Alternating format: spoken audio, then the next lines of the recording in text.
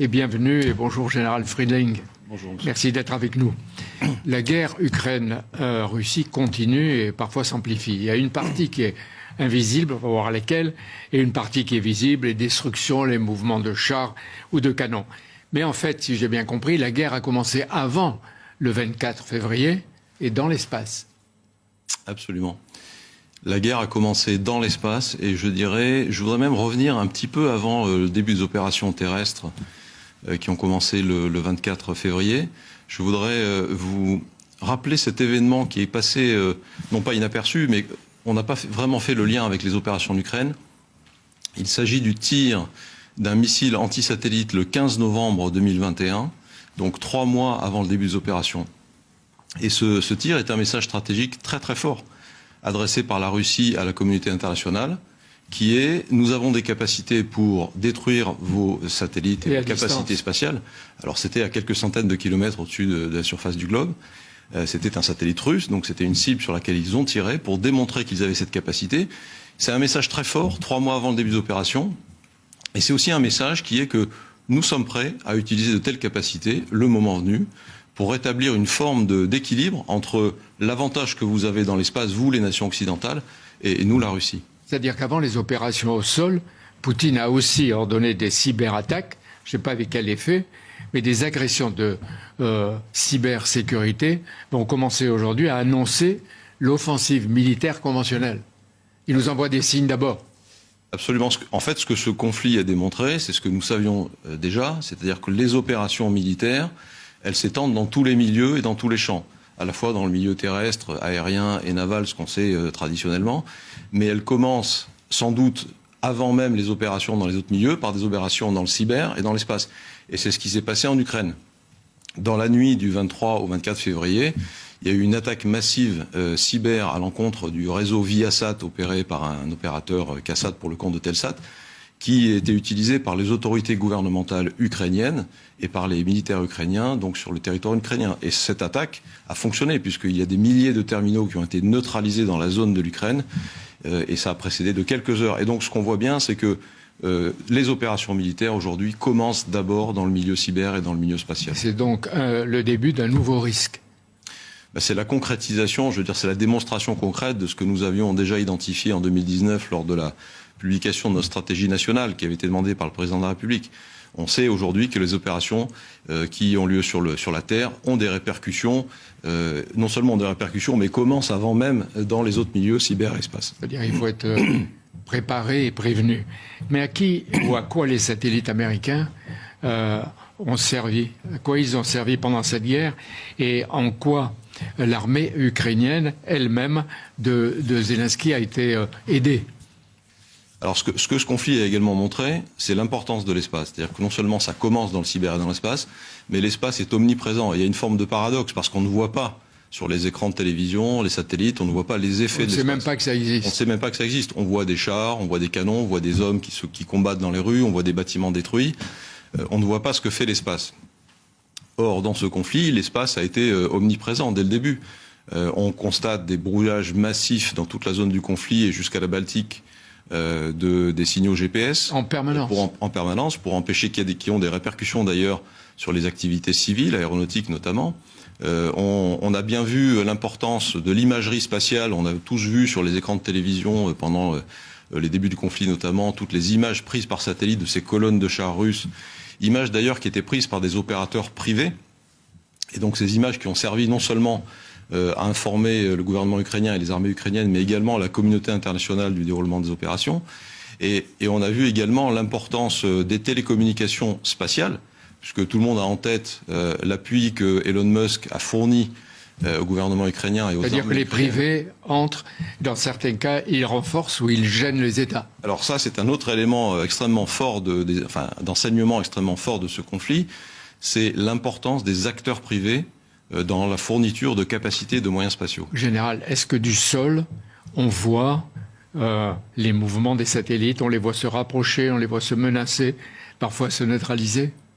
Alors du sol, on surveille tout ça, effectivement, aujourd'hui, et c'est notre Chez vous, autour de vous, avec les collaborateurs militaires. C'est notre mission au commandement de l'espace de surveiller les activités suspectes et les comportements irresponsables, les comportements potentiellement hostiles dans l'espace, et on en constate beaucoup.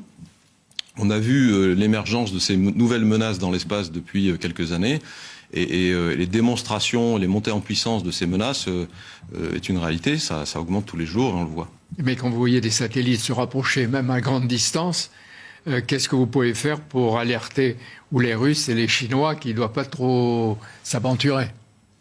Écoutez, après, c'est une affaire, nous, militaires, nous rendons compte à nos autorités politiques et qui ensuite des discussions avec les États concernés pour manifester leur désapprobation ou leur préoccupation. Donc ça se fait soit de manière, je dirais, discrète, par des discussions diplomatiques, soit par des communiqués de presse, le cas échéant. Par exemple, le tir de novembre 2021 du missile russe a été fermement dénoncé par M. Jean-Yves Le Drian et Mme Parly. C'est-à-dire, on vous a vu. Si l'Ukraine possédait aujourd'hui des satellites armés, qu'est-ce qui se passerait? Je pense qu'on aurait davantage de choses qui se passeraient dans l'espace. Aujourd'hui, l'Ukraine ne dispose pas de capacités spatiales en propre et donc bénéficie de l'appui des pays. Oui, mais si elle les avait? Si elle les avait, je pense que ça serait considéré comme une capacité militaire par les Russes et on verrait sans doute des choses beaucoup plus préoccupantes dans l'espace. Est-ce que les Russes peuvent perdre cette guerre? Alors c'est une question difficile que vous me posez. Je pense qu'il faudrait définir ce que c'est que gagner ou perdre une guerre. En l'occurrence, je pense que, et là je vais me placer sans doute sur un terrain plus politique, quels sont les objectifs politiques de la Russie aujourd'hui, quels sont les objectifs politiques de l'Ukraine?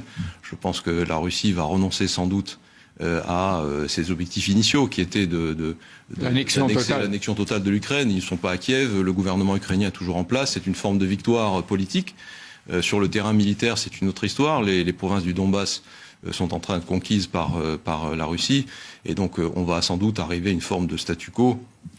Et ensuite, une discussion politique pourra s'installer, mais qui prendra sans doute beaucoup de temps. À travers ce que vous dites, Général Friedling, cette guerre marque une nouvelle étape, semble-t-il, dans la militarisation de l'espace. Avec peut-être déjà ou un jour des satellites tueurs, qu'ils soient grands ou petits. Ou est-ce qu'on n'ose pas le dire? Encore une fois, ces menaces de satellites tueurs ou de satellites capables, on a vu des démonstrations également récentes menées par d'autres pays compétiteurs stratégiques de capacité de neutralisation de satellites. Lorsque vous êtes capable d'attraper un satellite de manière qui n'est pas coopérative, qui ne coopère pas au rapprochement d'un autre satellite, que vous êtes capable de l'approcher à 36 000 km de la Terre, de l'attraper et de le tirer jusqu'à une orbite dite cimetière où il ne peut plus réaliser sa mission. C'est-à-dire quelle hauteur par rapport à la planète? Quelques centaines de kilomètres. Alors là, on est à 36 000 kilomètres à peu près de la Terre, sur l'orbite géostationnaire.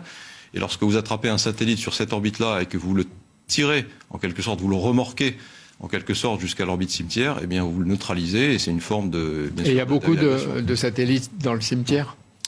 Alors il y a des satellites qui sont mis sur ces orbites cimetières intentionnellement, parce qu'ils ont terminé leur mission et ils ne sont plus capables de la remplir. Mais là, en l'occurrence, on a une démonstration très récente d'une action qui était une action dite de démonstration technologique, mais qui a des applications militaires évidentes. Au passage, il faut protéger les satellites d'observation et de communication dont nous dépendons dans la vie de tous les jours. Et j'ai envie de dire, s'il y a une panne ou une destruction, qu'est-ce qui se passe? On est fichu pour tout ce que l'on fait dans la vie de tous les jours. Alors, oui, alors là, vous faites référence à l'importance de l'espace pour la vie quotidienne des Français. Dans le meilleur des cas. C'est encore un sujet qui est très méconnu et qui mérite d'être rappelé régulièrement. C'est l'importance de l'espace pour notre mode de vie, pour notre économie. Je rappelle sans cesse que 10% du PIB de l'Union européenne dépend des services de navigation offerts par la constellation Galileo et la constellation GPS. Quand vous dites constellation, c'est une grappe. Constellation, c'est un ensemble de satellites qui couvrent l'ensemble du globe. Autrement dit, jusqu'ici, les guerres avaient lieu sur Terre, sur mer, sous les océans, et maintenant il faut tenir compte, en plus de l'air, de l'espace. Et donc les guerres risquent, si elles se déclenchent d'une manière vraiment agressive, ces guerres risquent d'être totales. Ce qui c'est encore beaucoup plus dangereux pour nous tous. Oui, c'est ce que nous, militaires, nous appelons les opérations, c'est une réalité, les opérations multimilieux, multichamps. Un milieu, qu'est-ce que c'est? C'est le milieu aérien, terrestre, naval, cyber et espace. Il y a 5 milieux. Et le champ, c'est le champ informationnel, la guerre de l'information, par exemple.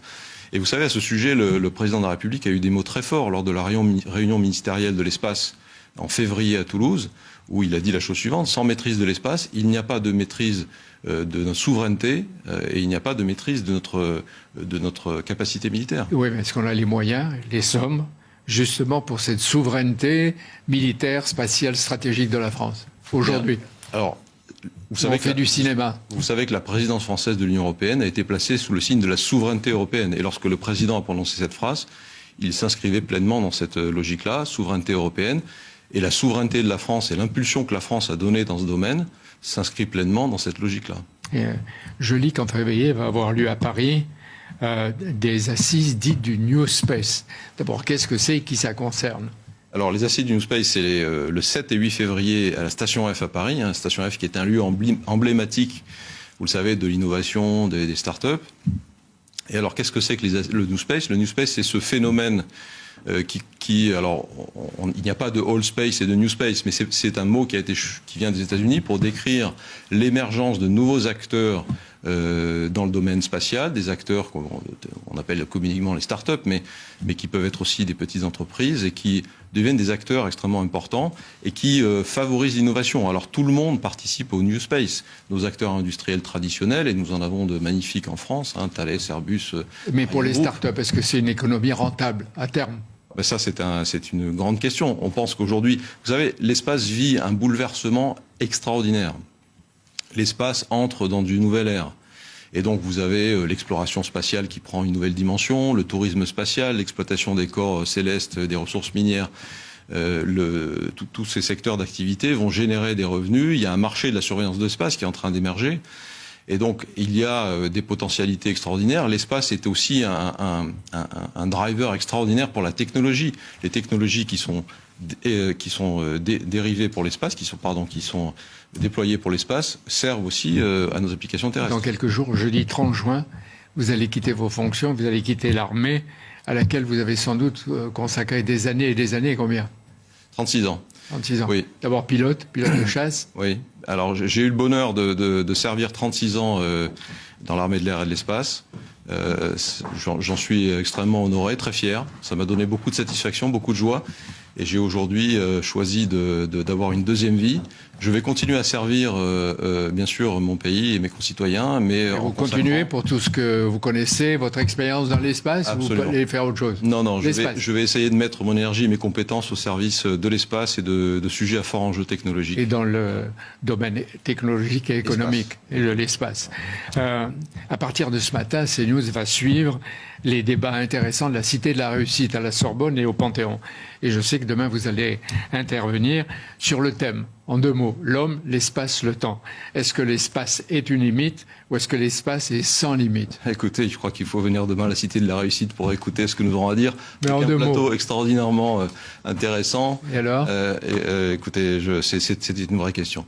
L'espace, il y a une espèce de paradoxe. L'espace est infini et en même temps, l'homme ne le maîtrise pas du tout et va vivre dans des espaces extrêmement confinés.